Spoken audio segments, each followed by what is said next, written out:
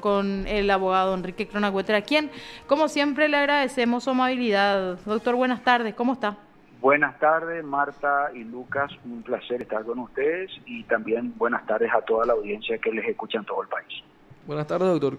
Doctor, Buenas tardes. te estábamos molestando porque de hecho queríamos saber tu postura respecto a este fallo que emitió el Tribunal de Apelación y que anuló esa sentencia, ese fallo del Tribunal de Primera Instancia que otorgó el sobreseimiento definitivo al diputado Tomás Rivas, doctor.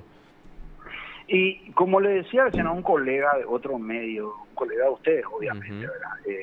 Le decía que yo estoy sorprendido cómo se están pisando principios elementales que hacen a la ética de un magistrado. No puede ser que yo me esté enterando a través de los medios del contenido de una resolución y encima me meriendo porque acabo de escuchar una conferencia de prensa, una entrevista que hizo el magistrado José Agustín Fernández, ¿verdad? Ujú. Que lo vi en pleno proselitismo en estos últimos días para el Consejo de la Magistratura, ¿verdad? Por la Facultad de Derecho. Es evidente que es una persona que está muy interesada en tener un posicionamiento social importante, para ver si por ahí en los próximos concursos, como son todos de su mismo partido, pues entonces a lo mejor puede ser que por ahí puedan tener este mayor luz en cuanto a sus posibilidades. Entonces, eh, lamentable la forma en que están actuando muchos magistrados, y me sorprende de una Cámara, y sobre todo la actitud del magistrado José Agustín Fernández que empiece a exponer antes de notificar a las partes. Las resoluciones tienen que ser notificadas a las partes. Ujú. Más allá de la publicidad de los actos de gobierno, no puede ser para que yo no tenga la posibilidad de conocer, para que yo también pueda ser oído. Vos me estás preguntando ahora sobre un fallo cuyo contenido no tengo conocimiento y no me han notificado. Ujú. Entonces esto te demuestra el interés inusitado por sacar a tambor batiente una resolución que yo ya me esperaba, porque precisamente aquí se hace una distinción entre de quién se trata el caso para resolver con forma de derecho o según algunos criterios maleables en la coyuntura política que nos envuelve y que nos está generando todos estos problemas en cuanto a la coherencia de los fallos. Ujú. Según lo que yo me comenta la gente de algunos medios, colegas tuyos, Sí, hay dos claro. argumentos que yo pude rescatar. Un primer argumento es que supuestamente el acuerdo reparatorio no se hizo antes del juicio del público. Falso, toda falsedad. O sea, el acuerdo reparatorio se hizo antes. Esa prueba se presentó y consta y no fue impugnada ni objetada por la contraparte, en este caso la Fiscalía. Ujú. Y también nosotros hicimos mención de un precedente sentado unánimemente por la Sala Penal de la Corte Suprema de Justicia en aquellos días del año pasado, finales del año pasado, cuando en el voto de la doctora Carolina Llanes, eso ofrecimos como prueba, está en el acta de juicio, la doctora Carolina Llanes había dicho que el acuerdo reparatorio se puede hacer incluso en cualquier momento porque es una forma de salida rápida al procedimiento ordinario de los delitos contra los bienes y el patrimonio de la persona, que es el hecho punible por el cual fue llevado a juicio oral y público y defendido. Entonces, esa es una falsedad en cuanto al afirmado. Y ya la pregunta que yo me hago, ¿cómo ellos pueden saber eso si ellos ni siquiera observaron, si ellos no estuvieron en el juicio oral y público? Ujú. ¿Y qué hicimos nosotros cuando contestamos el recurso del fiscal? Ofrecimos como prueba la grabación del juicio y la deposición de todos los que participamos en el juicio para contrastar exactamente lo que decía en el acta de juicio. Si vos lees el acta de juicio exactamente dice que efectivamente el procurador dio su ok y dijo que estaba resarcido el daño patrimonial. Ujú. Entonces, venir a decir eso, es evidente que ellos leyeron y le creyeron solamente a la Fiscalía y violaron el principio de igualdad de oportunidades procesales, que es igualdad la ley, ante la ley. Entonces, ese es un primer graso error que culmina la nulidad absoluta. Y el segundo aspecto es que creo que dijo en su entrevista José Agustín Fernández, eh, que él no está reparado el daño social del Ministerio Público titular, pero por favor, que macanear, eso es una cuestión elemental. Eso, un estudiante de Derecho sabe que el titular de la acción penal es el Ministerio Público, pero no hablamos de la titularidad de la acción penal, estamos hablando de la reparación. Que me deje de querer engañar con un argumento falaz, porque es un argumento falaz. Entonces, lo que ocurre acá es que evidentemente la iniciativa es anular el fallo acomodé, porque en realidad, se reparó el daño particular. La figura está prevista. Ahora, vos me podés decir algo acá, Marta y Lucas, me podés decir, a mí han tenido argumentos, sí, pero eso no es correcto, abogado, porque se trata de un hecho punible contra los bienes, no es un hecho punible contra los bienes, aunque sea público y privado, donde la ley no distingue, el intérprete no tiene por qué distinguir. Por eso yo sostengo que hay que seguir los lineamientos de la Convención de Mérida, cuando dice que el Paraguay está en falta, tiene que tipificar ciertos hechos punibles, no lo está haciendo. Entonces, vos a la estafa no me podés convertir en una estafa según la persona que lo realiza, porque no es un tipo calificado, es un tipo ordinario en el que, cuando dice el que, contra la verdad, no dice el funcionario público. Y ojo, acá este juicio se abrió solamente por estafa, porque fue excluida la figura del cobro indebido de honorarios, que sí está previsto dentro de los bienes jurídicos contra el erario. Entonces, al ser excluido y consentido, se puede explicar que quedó en un delito contra el patrimonio.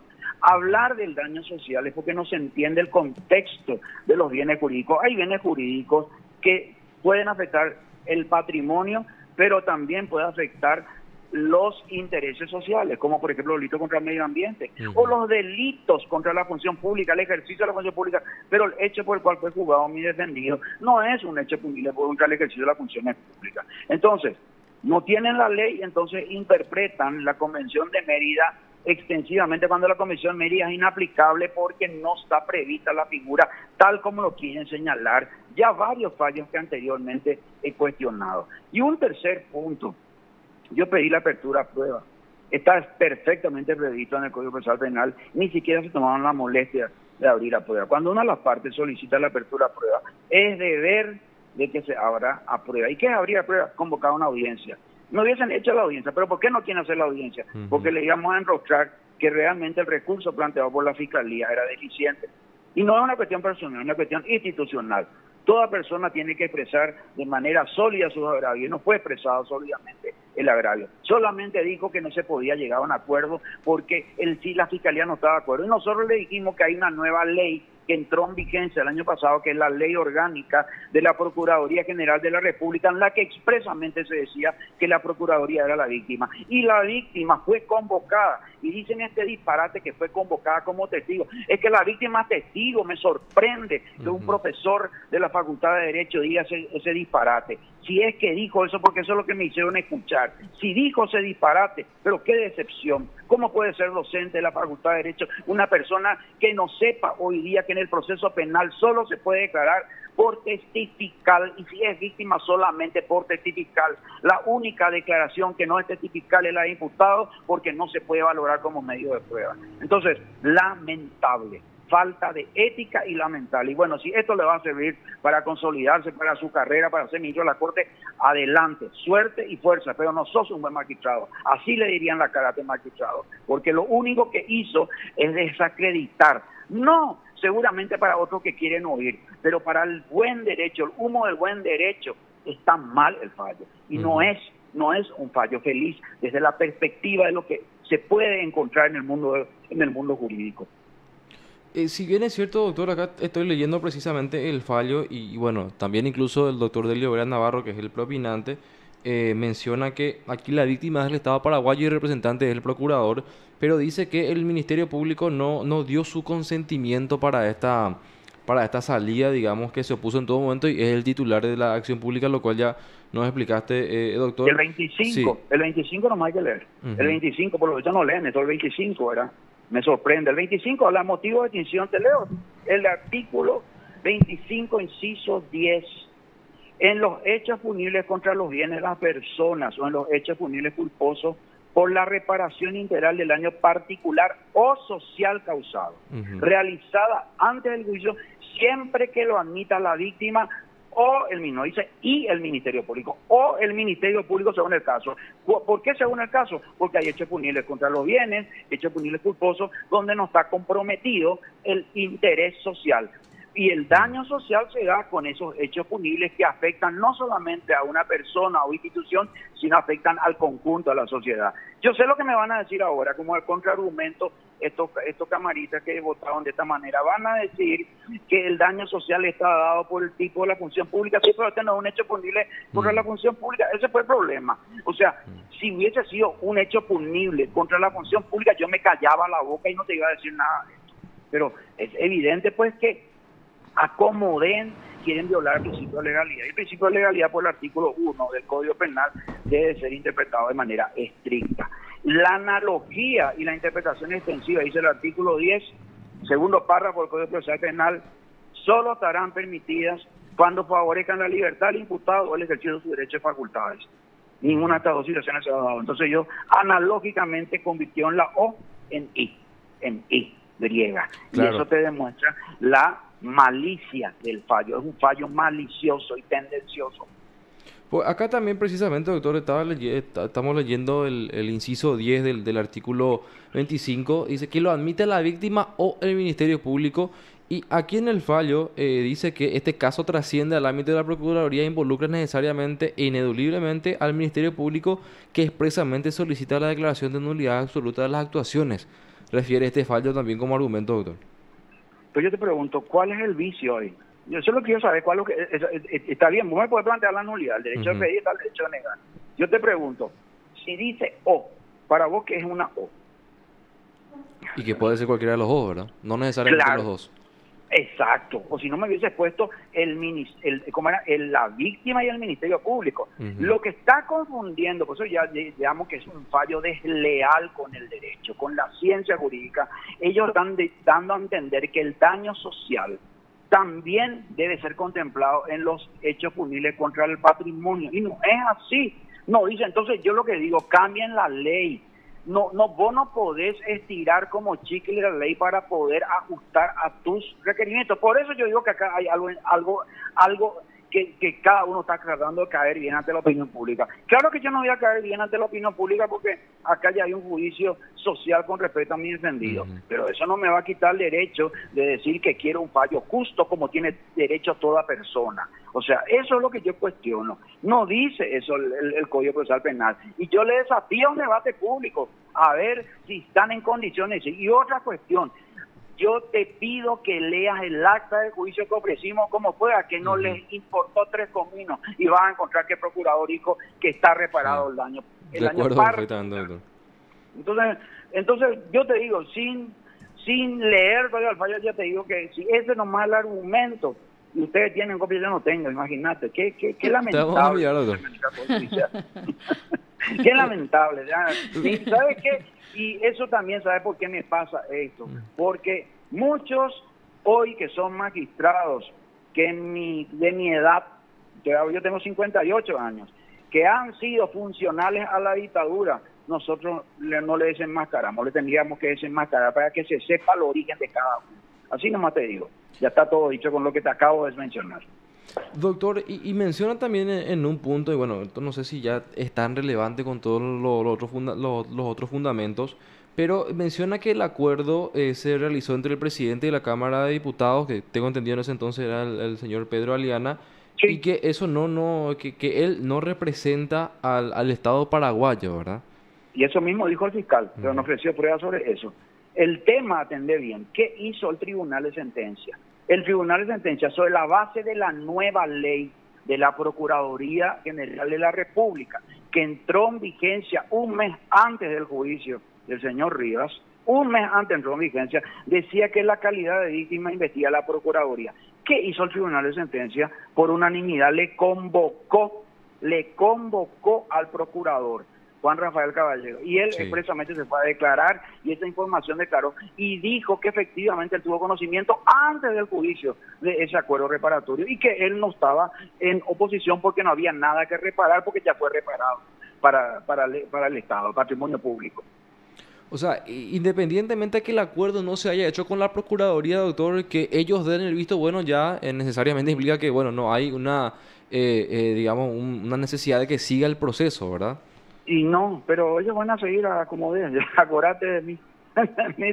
Ana, pero yo voy a plantear los recursos que todavía me quedan. Vamos a ver si me escuchan en la instancia más elevada, pero estoy en una disyuntiva entre lo que todo el día estamos exigiendo con respecto al debido proceso y lo que están haciendo según la cara de quien sea el afectado. Y eso es deleznable.